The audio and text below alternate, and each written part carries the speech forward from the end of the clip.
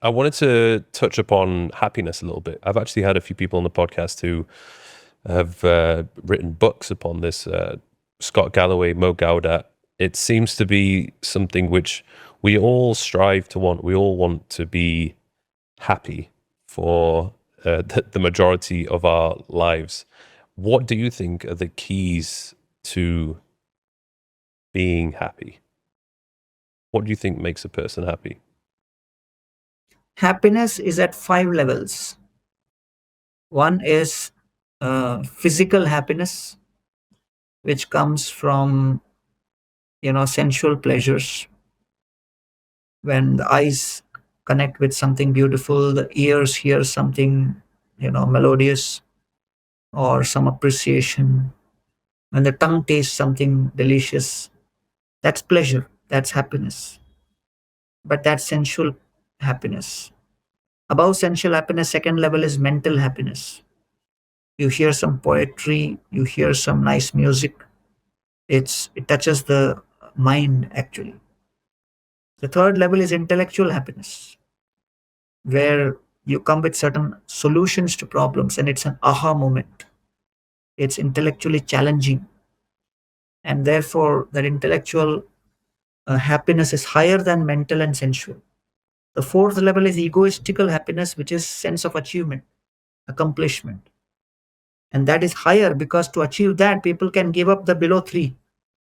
People can give up the physical happiness, they can give up the sensual happiness, they can give up even intellectual happiness because they want to experience that sense of achievement and accomplishment and feeling great and feeling in control.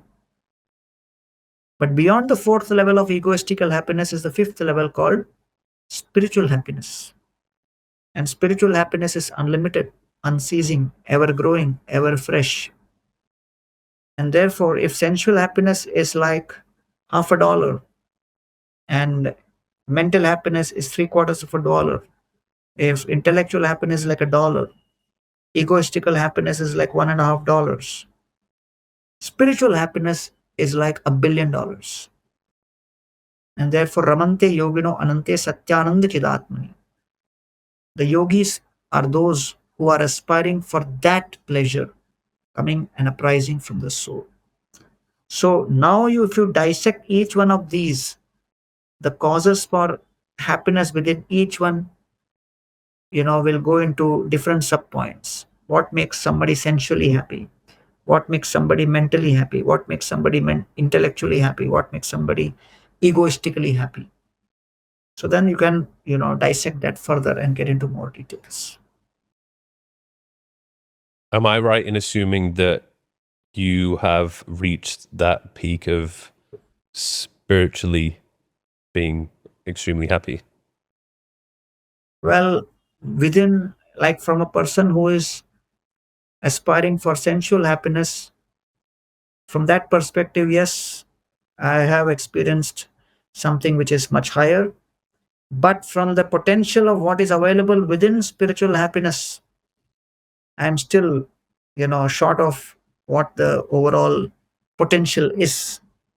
So therefore, I would say I'm also a work in progress when it comes to experiencing the full potential of spiritual happiness. Do you know people that have achieved that? Yes, I have experienced and I have connected with people who have experienced that. And there are detailed symptoms described. There is a whole description about how you can identify, how you can actually, try to come to that platform and things like that. And that word in the Bhagavad Gita is called Sthita Pragya. Sthita Pragyasya ka bhasha, samadhistasya kleshava. So therefore, one of the prime symptoms of such people is they are experiencing such deep joy and satisfaction within that the greatness of a person is judged by their ability to tolerate provoking situation. They are experiencing such depth of pleasure within that the discomfort and disturbances of this world do not affect because they have an oceanic depth of spiritual pleasure. So, for the average person, is there any daily practices that they could follow, any habits that you would recommend for them to implement in order to improve their overall happiness on a daily basis? Well, any kind of meditation practice which you feel inspiring, you can do. I personally chant Hare Krishna, Hare Krishna, Krishna Krishna, Hare Hare, Hare Ram, Ram Ram, Hare Hare. So you can Google Hare Krishna Maha Mantra.